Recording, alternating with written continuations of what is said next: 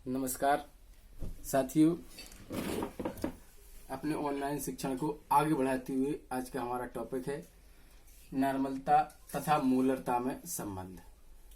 बहुत ही आसान है, अच्छा टॉपिक है। तो हम देखते हैं। मैं महेश कुमार प्रजापति, प्रवक्ता रसायन विज्ञान, स्वामी विवेकानंद इंटर कॉलेज जालौन, आप सभी भैयाओं का इस ऑनलाइन शिक्षण फंड ऑफ केमिस्ट्री लर्निंग में पुनः एक बार स्वागत करता हूँ। तो हम लोग चलते हैं अपने टॉपिक की ओर। देखिए, जैसा कि मैंने पिछले वीडियो में नॉर्मलता का फार्मूला बताया था, W/E/B लीटर के सापेक्ष, और मूलरता का बताया था W/M/B, ये नॉर्मलता और मूलरता। अब यहाँ पर हम सूत्र निकालते हैं, तो हम क्या करते हैं, इसको समीकरण 1, इसको समीकरण 2, समीकरण 1 डिवाइड बाई समीकरण 2 से समीकरण 1 यानी नॉर्मलता अपॉन मूलरता, यह फार्मूला हम नोटेट करते हैं। ये एक्चुअली आता है नॉर्मलता और मूलरता का रेशियो है, वो संयोजकता के बराबर आता है। कैसे आता है देखिए, आप नॉर्मलता की वैल्यू रखते हैं W/E/V, मूलरता की रखते हैं W/M/V। कैलकुलेशन करते हैं तो पहला और चौथा पद होता है, दूसरा और तीसरा पद होता है। ये जानकारी के लिए आपको बताना चाहते हैं।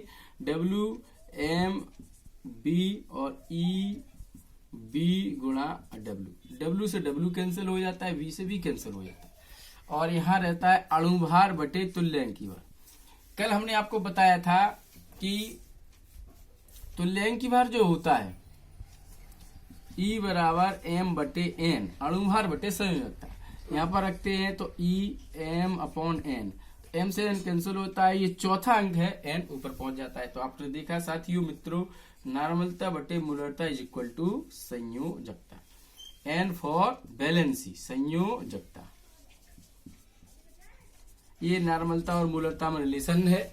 आसान है, यदि नॉर्मलता ज्ञात है तो हम मूलरता ज्ञात कर सकते हैं, मूलरता ज्ञात है तो नॉर्मलता ज्ञात कर सकते हैं, बशर्ते संयोजकता का बोध होना चाहिए। तो एक बार पुनः नॉर्मलता मूलरता टॉपिक, इसको मैंने संयोजकता के आधार पर संबंध बताया। अब इसके न्यूमेरिकल्स कैसे आते हैं, आपको हम कुछ न्यूमेरिकल्स के माध्यम से ये क्लियर करते हैं। ठीक है, देखिए प्रश्न नंबर फर्स्ट हमारा है, अच्छा प्रश्न है, वेरी मोस्ट है, कॉम्पिटिटिव है। कहता है कि 5mH3PO3 की नॉर्मलता ज्ञात करना है। आप देख रहे हैं M दिया गया है, मूलरता है, नॉर्मलता ज्ञात करना। अब इस H3PO3 की संयोजकता आना चाहिए। तो साथियों मैं बताना चाहता हूं, वेरी मोस्ट टॉपिक है, विशेष ध्यान रखें। ये H3PO3 डाइबेसिक एसिड है।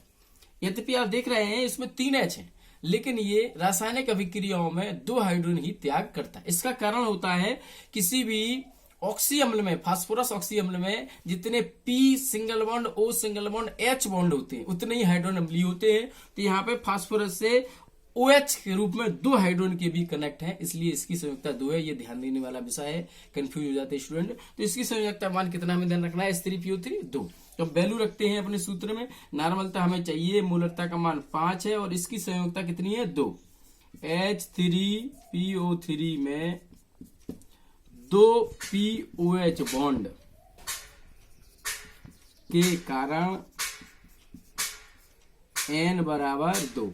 ये इंपॉर्टेंट है, ध्यान रखना है। तो देख कितना आसान हुआ, नॉर्मलता हमारी 10 आ रही है, बहुत ही इजी है। पूछा जाता है बार बार, क्योंकि यहाँ पर स्टूडेंट कंफ्यूज हो जाते हैं 3 H की वजह से। अब इसका ही एक दूसरा उदाहरण भी आपको बताते हैं, वेरी मोस्ट, इससे भी अच्छा है। देखिए,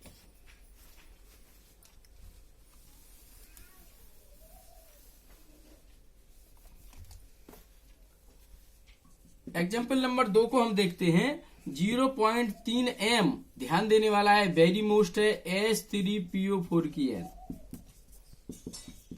अभी आपको हमने बताया था H3PO3 आर्थोफास्फोरस अम्ल, ये H3PO4 आर्थोफास्फोरिक अम्ल, ये बहुत ही मोस्ट और इंटरेस्टिंग है साथियों। तो यहाँ पर हम जब फॉर्मूला रखते हैं तो N बटे M equal to small n में, तो N हमें ज्ञात करना है, M का मान है 0.3, और यहाँ संयोजकता में अब H3PO4 है। तो मैं बताना चाहता हूँ, वेरी मोस्ट है, विशेष करके समझें। H3PO4 में POH बंध 3 होते हैं, अतः n बराबर यहाँ पर 3। तो आपको ध्यान देने वाला विषय है यहाँ पर साथियों मित्रों, H3PO4 के लिए संयुक्ता 2, क्योंकि 2 POH बॉन्ड होते हैं और H3PO4 में 3 POH बॉन्ड होते हैं, संयुक्ता का मान 3 होता है। तो यहाँ रखते हैं, तो नॉर्मलता आपने देखा 0.9। तो इस प्रकार से हम इन सवालों को हल करते हैं। और इसी के साथ आज का हम एक तीसरा प्रश्न आपको बताते हैं, बहुत ही इंटरेस्टिंग है, बहुत ही बेस्ट और बढ़िया सवाल है, आप देखेंगे। ये हमारा नॉर्मलता, मूलरता, इंडिविजुअल बताया, दोनों में रिलेशंस भी बताया और प्रश्नों के माध्यम से भी हल करके बताया आपको। अब देखेंगे प्रश्न नंबर 3 हमारा है, थोड़ा पदों को पक्षांतर करके बताते हैं। 0.1 m sodium carbonate Na2CO3, m के स्थान पर अब हम n करते हैं, नॉर्मलता के आधार पर इसको बताना चाहते हैं, के लिए 500 ml में भार की गणना। तो यहां पर आप देख रहे हैं नॉर्मलता दी गई है, आयतन दिया गया है और भार फॉर W ज्ञात करना है। हमने साथ ही बताया था नॉर्मलता का सूत्र W आयतन ml में, इसलिए 1000 मल्टीप्लाई E/V। इसको हम पक्षांतर करते हैं, W के रूप में ले आते हैं, तो आ जाता है NEB/1000, ml में है। तो आप देख रहे हैं ज्ञात क्या क्या है, यहाँ पर ध्यान देने वाला विषय है। ज्ञात है N नॉर्मलता दी गई है 0.1, आयतन दिया गया है 500 ml, और यहाँ पर जो हमारा सोडियम कार्बोनेट है उसका तुल्यांक भार चाहिए, तो यहाँ इसके अणुभार की आवश्यकता पड़ेगी। तो Na बराबर 23, C बराबर 12, O बराबर 16, ये परमाणु भार प्रश्न में ही होंगे साथियों। तो Na2CO3 का हमें E निकालने के लिए पहले क्या करना पड़ेगा, M अणु भार। तो हम रखते हैं, आसान है, Na2 में Na2 23 गुणा 2, C 12 गुणा 1, 16 गुणा 3। तो आपने देखा 46 प्लस 12 प्लस 48, जोड़ते हैं 8, 106, ये अणुभार है। अब हमें यहाँ तुल्यांकी भार चाहिए Na2CO3 का, तुल्यांकी भार E, तो सूत्र बताया था M/N। साथियों सोडियम की संयोजकता सिंगल परमाणु के लिए 1 होती है, क्योंकि वो स्थायी विन्यास प्राप्त करने के लिए 1 इलेक्ट्रॉन त्याग करता है। अब यहाँ सोडियम परमाणु संख्या 2 है, इसलिए संयोजकता का मान 2 हो जाएगा। तो रखते हैं 106/2 यानी 53। इस प्रकार से तुल्यांकी भार। अब हम यहाँ फार्मूले में वैल्यू रखते हैं, तो हमें W प्राप्त होता है, N का मान 0.1, E का मान 53 और V का मान 500/1000 रखते हैं। 2 बार ये 1000 कैंसिल हो जाता है, तो W बराबर हमारा आता है, ये दशमलव से आप देखते हैं 20 आ जाता है, 53/20।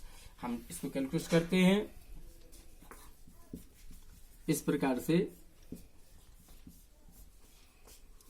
2 बार करते हैं, 20 दूनी 40 आता है फर्स्ट स्टेप में हमारा, 13 दशमलव लगाते हैं, तो हमारा जो वेट आया 2.65 ग्राम। तो साथियों मित्रों इस प्रकार से भी सवाल पदों को पक्षांतर करके दिए जाते हैं और जो हमको हल करना होते हैं। तो इस प्रकार से आपने सीखा नॉर्मलता, मूलरता और दोनों में रिलेशंस और इनके न्यूमेरिकल्स। आपको अच्छा लगा हो वीडियो और ये समझ में आ रहे हैं टॉपिक, तो आप लाइक्स कमेंट जरूर करें। खूब पढ़े, लॉकडाउन का पालन करें, घर पर रहें, इसी शुभकामनाओं के साथ आज का ये